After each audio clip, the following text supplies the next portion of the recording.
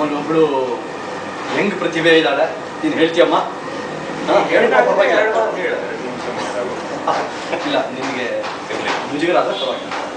Next time ಇವತ್ತಿನ ಆಶುಭಾಷಣ ನನಗೆ ತುಂಬ ಇಷ್ಟ ಆಯಿತು. ಎಲ್ಲರೂ ನನಗೆ ಯಾರೂ ಗೊತ್ತಿಲ್ಲ ಇಲ್ಲಿ ಅಂದರೆ ಸಂಪದ ಮೂಲಕ ಒಂದು ಸ್ವಲ್ಪ ಎಕ್ಸ್ಚೇಂಜ್ ಮಾಡ್ಕೊಂಡಿರೋದ್ರಿಂದ ಗೊತ್ತಾಗಿರೋದು. ಆದರೆ ನಿಮ್ಮ ವ್ಯಕ್ತಿತ್ವ, ನಿಮ್ಮ ಜೀವನದಲ್ಲಿ ಯಾವುದೋ ಒಂದೊಂದು ಘಟನೆನ ನೀವು ತೆಗೆದು ಇಲ್ಲಿ ಹಂಚ್ಕೊಂಡಿರೋದು ತುಂಬ ಸಂತೋಷ ಆಯಿತು.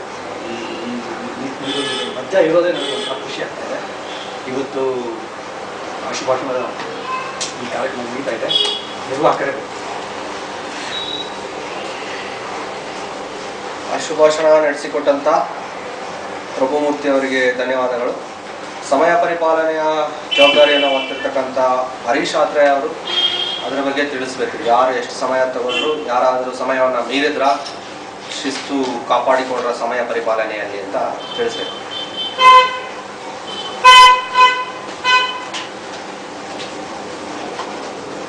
ಮೊದಲನೇ ಭಾಷಣ ಮಂಜುನಾಥ್ ಅವರು ಮಾಡಿದ್ದು ಅವ್ರ ಸ್ವಪರಿಚಯನೇ 2 ನಿಮಿಷ 20 ಸೆಕೆಂಡ್ ತೊಗೊಂಡಿದ್ದಾರೆ. 2 ನಿಮಿಷ 22 ಸೆಕೆಂಡ್ ನಂತರ ಬಂದದ್ದು ಅವರ ಭಾಷಣದ 7 ನಿಮಿಷ 58 ಸೆಕೆಂಡ್ಗೆ ಕರೆಕ್ಟಾಗಿ ಅವರು 8 ನಿಮಿಷದ ಒಳಗಡೆನೆ ಅವ್ರ ಭಾಷಣನ ಕೊನೆ ಮಾಡಿದ್ದಾರೆ. ಅಲ್ಲಿಗೆ ಇದನ್ನ ಮೀರಿಲ್ಲ, ಸಮಯನ ಮೀರಿಲ್ಲ. ಇನ್ನೂ ಕಡಿಮೆ 2 ಸೆಕೆಂಡ್ ಉಪಯೋಗಿಸ್ಬೇಕಾಗಿತ್ತು. ಸೊ ಅವ್ರ ಆರಂಭ 0 ಶುರುವಾಗಿ 7 ನಿಮಿಷ 58 ಸೆಕೆಂಡ್ ಕೊನೆ ಆಗಿದೆ. ಬೆಳ್ಳಾರ ಗೋಪಿನಾಥ ಅವರು ಸಂಜಯ್ ಬಗ್ಗೆ ಮಾತಾಡಿದ್ದಾರೆ. ಸ್ವಪರಿಚಯ ಕಮ್ಮಿ ಇತ್ತು ಆ್ಯಕ್ಚುಲಿ ಅವರು, ಯಾಕಂದರೆ ಮಿಕ್ಕಿದ್ದೆಲ್ಲರೂ ನಾವು ರಘುವರೆ ಮಾಡಿರೋದ್ರಿಂದ ಅವ್ರು ಸ್ವಪರಿಚಯ ಮಾಡಲಿಲ್ಲ. ನಂತರ ಸಂಜಯ್ ಬಗ್ಗೆನೇ ಹೆಚ್ಚು ಮಾತಾಡಿದ್ದಾರೆ. 8 ನಿಮಿಷ 2 ಸೆಕೆಂಡು ಪೂರ್ತಿಯಾಗಿ ಅವರು ಮಾತಾಡಿದ್ದಾರೆ. ಪೂರ್ಣವಾಗಿ ಉಪಯೋಗಿಸ್ಕೊಂಡೆ 2 ಸೆಕೆಂಡ್ ಹೆಚ್ಚು ಮಾತಾಡಿದ್ದಾರೆ. ಒಳ್ಳೆಯ ವಿಷಯಗಳನ್ನ ಕೊಟ್ಟಿದ್ದಾರೆ. ನಂತರ ವಿಮರ್ಶೆ 4 ನಿಮಿಷಕ್ಕೆ ಇದ್ದದ್ದು. ಪ್ರಭುಮೂರ್ತಿ ಅವರು ವಿಮರ್ಶೆಯನ್ನು 4 ನಿಮಿಷ 41 ಸೆಕೆಂಡಿಗೆ ಮಾಡಿದ್ದಾರೆ. ಯಾಕೆಂದರೆ ವಿಷಯಗಳು ಅಷ್ಟೊಂದು ಇತ್ತು. ಭಾಷಣ ಬಗ್ಗೆ ಒಂದು ಭಾಷಣ 8 ನಿಮಿಷದ ಭಾಷಣನ 4 ನಿಮಿಷದಲ್ಲಿ ಹೇಳಬೇಕು ಅಂತಂದ್ರೆ 4 ನಿಮಿಷ ಸಾಕಾಗೋದಿಲ್ಲ. ಅಂಥದ್ದು 8 ನಿಮಿಷದ 2 ಭಾಷಣನ 4 ನಿಮಿಷದ ಸೀಮಿತ ಅವಧಿ ಒಳಗಡೆ ಮಾಡೋದು ತುಂಬ ಕಷ್ಟವಾಗಿರುವಂಥದ್ದು. ಅದನ್ನು ಮಾಡಿದ್ದಾರೆ, ತುಂಬ ಚೆನ್ನಾಗಿರೋದು. ನಂತರ ಆಶುಭಾಷಣಗಳು ಸಮಯನೇ ಕಮ್ಮಿ, 2 ನಿಮಿಷದಲ್ಲಿ ಸ್ವಲ್ಪ ಸಬ್ಜೆಕ್ಟ್ ದೊಡ್ಡದು ಅನ್ಸುತ್ತೆ, ವಿಷಯ ದೊಡ್ಡದು ಅನ್ಸುತ್ತೆ. ಆರಂಭ ಶ್ರೀಡಮ್ ನೆನವದನ್ನ ಮನಂ ಯಾವುದ್ರ ಬಗ್ಗೆ ಹೇಳಿದ್ರೆ ಸಮಯ ಹೆಚ್ಚು ಬೇಕಾಗತ್ತೆ. ಅಂಥದ್ರಲ್ಲಿ ರಘು ಅವರು 3 ನಿಮಿಷ 10 ಸೆಕೆಂಡ್ ತೊಗೊಂಡಿದ್ದಾರೆ. ಮಧ್ವೇಶ್ ಅವರು 1 ನಿಮಿಷದಲ್ಲೇ ಕಂಪ್ಲೀಟ್ ಮಾಡಿದ್ದಾರೆ. ಪಾರ್ಥಸಾರಥಿ ಅವರು 1 ನಿಮಿಷ 19 ಸೆಕೆಂಡು. ರಾಮಮೋಹನ್ ಅವರು 2 ನಿಮಿಷ 15 ಸೆಕೆಂಡ್ ತೊಗೊಂಡಿದ್ದಾರೆ. ಗೋಪಿನಾಥ್ ಅವರು 1 ನಿಮಿಷ 55 ಸೆಕೆಂಡ್. ಮಂಜುನಾಥ್ ಅವರು 2 ನಿಮಿಷ 15. ನಾನು ಇನ್ನೂ ಕಮ್ಮಿ ಮಾಡಿರ್ಬೋದು. ಸೊ ಎಲ್ಲರೂ ಸಮಯಕ್ಕೆ ಕಮ್ಮಿ ಮಾಡಿದ್ದಾರೆ. ಆಶುಭಾಷಣದಲ್ಲಿ ಇನ್ನೂ ಕಮ್ಮಿನೇ ಆಗಿದೆ. ಇನ್ನೂ ಹೆಚ್ಚು ಉಪಯೋಗಿಸ್ಕೊಂಡ್ರೆ ಸಮಯನ ಇನ್ನೂ ಹೆಚ್ಚು ವಿಷಯಗಳು ತಿಳಿಸ್ಬೋದು ಅಂತ ಅನ್ಸುತ್ತೆ. ಸೊ ಆಶುಭಾಷಣಕ್ಕೆ ಅವಾಗ ಸಮಯ ಜಾಸ್ತಿ ಕೊಡ್ಬೇಕು. 2 ನಿಮಿಷ ಸಾಲದು ಆಯ್ತಾ? ಸಮಯ ನಿರ್ವಹಣೆ ಬಗ್ಗೆ ತಿಳಿಸಿದಂಥ ಹರೀಶ್ ಆತ್ರೇಯ ಅವರಿಗೆ ಧನ್ಯವಾದಗಳು. ನಾವು ಈಗ ಕೊನೆಯ ಹಂತವನ್ನು ತಲುಪಿದ್ದೀವಿ. ಕೊನೆಯ ಹಂತದಲ್ಲಿ ಈ ಮೊದಲ ಗೋಷ್ಠಿಯ ಆಶಯಗಳನ್ನು ನಾನು ತಿಳಿಸಿದ್ದೆ. ಆ ಆಶಯಗಳು ಪೂರ್ಣವಾಗಿದ್ದಾವ ಮತ್ತು ಎಲ್ಲಿವರೆಗೂ ಪೂರ್ಣ ಆಗಿದೆ, ಎಷ್ಟರ ಮಟ್ಟಿಗೆ ಪೂರ್ಣ ಆಗಿದೆ ಅಂತ ನಾನು ಕೊನೆಯದಾಗಿ ಹೇಳಬೇಕಾಗುತ್ತೆ. ನಾನು ಮೊದಲೇ ಹೇಳಿದಂತೆ ಈ ವಾಕ್ಪಥದ ಮೊದಲ ಗೋಷ್ಠಿಯ ಆಶಯಗಳು ಒಂದು ಸಂಘಟನೆ ಮತ್ತು ಒಂದು ಸಮಕಾಲೀನ ಮನಸ್ಕರ, ಸಮಾನ ಮನಸ್ಕರ ಒಂದು ಕ್ರೋಢೀಕರಣ. ಅದು ತಕ್ಕ ಮಟ್ಟಿಗೆ ಒಂದು ರೀತಿಯಲ್ಲಿ ಯಶಸ್ವಿ ಆಗಿದೆ ಅಂತ ನಾನು ಅನ್ಕೋತೀನಿ. ಕಬ್ಬನ್ ಪಾರ್ಕಲ್ಲಿ ನಾವು ಕೂತಿದ್ದ 5 ಜನ, ಇವತ್ತು ಸುನೀಲ್ ಅವರು ಕಾರಣಾಂತರಗಳಿಂದ ಇಲ್ಲದೆ ಇರೋದ್ರಿಂದ 10 ಜನ ಆಗಿದ್ದೀವಿ. ಅಂದರೆ ಒಂದು ಹಂತದಿಂದ ಇನ್ನೊಂದು ಹಂತಕ್ಕೆ ಒಂದು 100% ಗ್ರೋತ್ ಅಲ್ಲಿ ನಾವು ಮುಂದುವರೆದಿದ್ದೀವಿ. 100% ಅಂತ ಹೇಳಿ ನನ್ನ ಆಶಯ ಪೂರ್ಣ ಆಗಿದೆ ಅಂತ ಅಂದ್ಕೋತೀನಿ.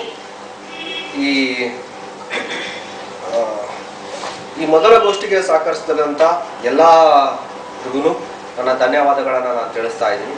ಪರೋಕ್ಷವಾಗಿ ಪ್ರತ್ಯಕ್ಷವಾಗಿ ಎಲ್ಲರೂ ಸಹಕರಿಸಿದ್ದೀರಾ. ಮುಂದಿನ ಗೋಷ್ಠಿಯನ್ನು ಬೆಳ್ಳಾಳ ಗೋಪಿನಾಥ ರಾಯರು ವಹಿಸ್ಕೊಂಡಿದ್ದಾರೆ. ಅವರು ಇಲ್ಲಿ ಬಂದು ಗೋಷ್ಠಿಯ ಇದನ್ನು ಸ್ವೀಕರಿಸಬೇಕು. ಮೀನ್ಸ್ ನೆಕ್ಸ್ಟ್ ಇದಕ್ಕೆ ನೀವು ನಿರ್ವಹಣೆಯನ್ನು ವಹಿಸ್ಕೊಂಡಿದ್ದೀರಾ ಅಂತ ಹೇಳಿ ಒಂದು ಫೋಲ್ಡರ್ ರೂಪದಲ್ಲಿ ಸುಮ್ಮನೆ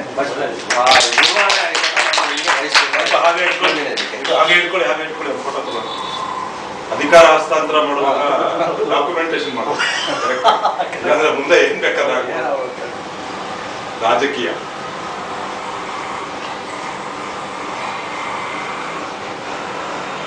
ನಮ್ಮ ವಾಕ್ಪಥದ ಬ್ಲಾಗ್ ನಲ್ಲಿ ಈ ಫೋಟೋ ಫ್ರಂಟ್ ಪೇಜ್ ಅಲ್ಲಿ ಹಾಗೆ ನೀವು ಇದನ್ನು ನಮ್ಮ ಅಧಿಕಾರ ಅಂತ ಹಸ್ತಾಂತರಣ ಆಗುದು ಇದರಲ್ಲಿ.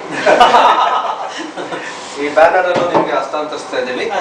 ಆಮೇಲೆ ಗೋಷ್ಠಿಯ 2ನೇ ನಂಬರ್ ಅನ್ನು ಹಸ್ತಾಂತರಿಸ್ತಾ ಇದ್ದೀವಿ. ನೀವು ಮುಂದಿನ ಗೋಷ್ಠಿಯನ್ನ ಯಾರಿಗೆ ನಿರ್ವಹಣೆಗೆ ಕೊಡ್ತೀರಾ ಅವ್ರಿಗೆ ಅದೇ ರೀತಿ ಹಸ್ತಾಂತರಿಸ್ಬೇಕಂತ ಕೇಳ್ಕೊತಾ ಇದ್ದೀನಿ. ಅದು ಒಳ್ಳೆ ಮುಂದಿನ ಗೋಷ್ಠಿಗಳ ಬಗ್ಗೆ ಏನಾದರೂ ಹೇಳೋದಿದ್ರೆ ನೆಕ್ಸ್ಟ್ ಇದನ್ನ ನೀವು ಹೇಳ್ಬೋದು. ಗೋಷ್ಠಿಗಳ ನಿಮ್ಮ ಬಗ್ಗೆ ಈಗ ಹೇಳಿದ್ರೆ ತುಂಬಾ ಇದಾಗ್ತದೆ ಅಂತ ಕಾಣುತ್ತೆ. ಮತ್ತೆ ನಾವು ನನ್ಗನ್ಸುತ್ತೆ ಗೋಷ್ಠಿ ನಾವು ಯಾವ ಗ್ರೂಪ್ ಮಾಡಿದ್ರೆ ಅದ್ರಲ್ಲಿ ಏನಾಗುತ್ತೆ, ಯಾರು ಈಗ ಫೋಟೋ ತಗೊಂಡವ್ರಲ್ಲ ಅವ್ರು ಅದೊಂದು ಫೋಟೋ ಮಾಡ್ಬೋದು, ವರ್ಗಾಯಿಸ್ಬೋದು, ವಿಡಿಯೋ ವರ್ಗಾಯಿಸ್ಬೋದು, ಎಲ್ಲ ವರ್ಗಾಯಿಸ್ಬೋದು. ಗ್ರೂಪ್ ಇದೊಂದು ಮಾಡ್ಬೋದು. ಹಾಗೆ ನಮ್ಮ ಗ್ರೂಪ್ ನಲ್ಲಿ ಎಷ್ಟು ಜನ ಇದ್ದಾರೆ ಅವ್ರದ್ದೆಲ್ಲ ಇಮೇಲ್ ಅಡ್ರೆಸ್ ಇವತ್ತಿನ ಗೋಷ್ಠಿನ ವಿದ್ಯುಕ್ತವಾಗಿ ಮುಗಿಸ್ಬಿಡೋಣ. ಆಯ್ತು. ಅಲ್ಲ, ಮುಂದಿನ ಗೋಷ್ಠಿಯ ಬಗ್ಗೆ ರೂಪುರೇಷೆಗಳು ಅದನ್ನ ಆಯ್ತು ಅದು ಗೋಷ್ಠಿ ಗೋಷ್ಠಿ ಆದ್ಮೇಲೆ ಆಯ್ತಲ್ಲ ಅದು ಮುಂದಿನ ಇಲ್ಲ ಅದು ಇನ್ನು ಚೂರು ಬಾಕಿ ಇದೆ. ಅವ್ರು ಇನ್ನೊಂದೆರಡು ಮಾತಾಡಿ ಒಂದೆರಡು ಮಾತು ಬಾಕಿ ಇದೆ ಅದರಿಂದ. ನೀವು ವಿದ್ಯುಕ್ತವಾಗಿ ಮುಗಿತು ಗೋಷ್ಠಿ ಮುಗಿಸ್ಬಿಡಿ. ಮುಂದಿನ ಬಗ್ಗೆ ಮಾತುಕತೆ ಒಂದು 5 ನಿಮಿಷ ಮಾತಾಡೋಣ. ಸೊ ಇಲ್ಲಿಗೆ ನಮ್ಮ ವಾಕ್ಪಥದ ಮೊದಲ ಗೋಷ್ಠಿಯ ಮುಕ್ತಾಯಗೊಳಿಸುವ ಹಂತಕ್ಕೆ ಬಂದಿದ್ದೀವಿ. ಇದು ನಮ್ಮ ಮಟ್ಟಿಗೆ ತಿಳಿದ ಮಟ್ಟಿಗೆ ನಾವು ಈ ವಾಕ್ಪಥ, ನೆಲ ನುಡಿಯ ಕಂಪು, ಮತ್ತೆ ಈ ಗೋಷ್ಠಿ ಬಂದು ಈ ಹೆಜ್ಜೆಗಳು ಇವೇನೋ ಒಂದಷ್ಟು ಮಾಡ್ಕೊಂಡಿದ್ದೀವಿ. ಮತ್ತೆ ಇನ್ನೊಂದು 5 ಜನ ಹೊಸದಾಗಿ ಸೇರ್ಕೊಂಡಿದ್ದೀರಾ. ನಿಮ್ಮಲ್ಲಿ ಏನಾದರೂ ಹೊಸ ರೀತಿಯ ಆಲೋಚನೆಗಳು ಬಂದ್ರೆ ಖಂಡಿತ ತಿಳಿಸಿ, ಅದನ್ನ ಬೆಳೆಸ್ಕೊಂಡು ಹೋಗುವಂಥದ್ದು. ಮತ್ತೆ ನನ್ನ ಆಶಯ ನಾನು ಮೊದಲೇ ತಿಳಿಸಿದಂತೆ ಈ ಇದರಲ್ಲಿ ಇವತ್ತು ಈ ವಾಕ್ಪಥ ಅನ್ನೋ ಮೊದಲನೇ ಗೋಷ್ಠಿ ಮುಖಾಂತರ ಇದು ಜನ್ಮ ತಾಳಿದೆ.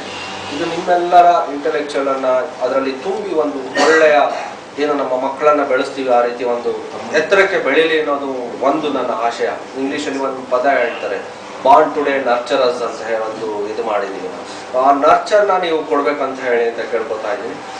ಈ ಮೊದಲ ಗೋಷ್ಠಿಗೆ ಸಾಕಷ್ಟು ಎಲ್ಲರಿಗೂ ವಂದಿಸುತ್ತಾ ಈ ಮೊದಲ ಗೋಷ್ಠಿಯನ್ನ ವಿದ್ಯುಕ್ತವಾಗಿ ಮುಕ್ತಾಯಗೊಳಿಸ್ತಾ ಇದ್ದೀವಿ. ಸಭೆ ಬರ್ಖಾಸ್ತ. ಇನ್ನೊಂದು ವಿಷಯ ಇವರೇ ರಘು ಅವರೇ, ಇದಕ್ಕೆ ಇದಲ್ಲ, ವಾಕ್ಪಥ ನೆಲದ ನುಡಿಯ ಕಂಪಿನಲ್ಲಿ. ಈಗ ವಾಕ್ಪಥ ಅಂದ್ರೆ ಅದೊಂದು ದಾರಿ ಆಯ್ತಲ್ವಾ, ಕಂಪು ಅಂದ್ರೆ ಬೇರೆ ಇದು ಸುವಾಸನೆ ಬರ್ತದೆ. ಆ ಕಂಪಿನಲ್ಲಿ ಅಂತ ಇದ್ರೆ ಕರೆಕ್ಟ್ ಆಗುತ್ತೆ ಅನ್ಸುತ್ತೆ. ನುಡಿಯ ಎರಡದು ವಾಸನೆ ಅಲ್ಲ, ವಾಸನೆ ಅಂದ್ರೆ ವಾಕ್ಪಥ ಅಂದ್ರೆ ದಾರಿ ಆಯ್ತು, ನೆಲದ ವಾಸನೆ, ದಾರಿ, ದಾರಿಯ ವಾಸನೆ, ಮತ್ತೆ ಇಲ್ಲಿ ಬಂದವರ ವಾಸನೆ, 3 ಸರಿ. ಅಲ್ಲಲ್ಲ, ವಾಕ್ಪಥ ನೆಲದ ನುಡಿಯ ಕಂಪಿನಲ್ಲಿ ಅಂದ್ರೆ ಆ ನೆಲದ ನುಡಿಯ ಕಂಪನಿಯಲ್ಲೇ ವಾಕ್ಪಥ ಅಂತ ಆಗುತ್ತೆ. ವಾಕ್ಪಥ ನೆಲದ ನುಡಿಯ ಕಂಪು, ಕಂಪಿನಲ್ಲಿ ಅಂತ ಮಾಡ್ಬೋದು.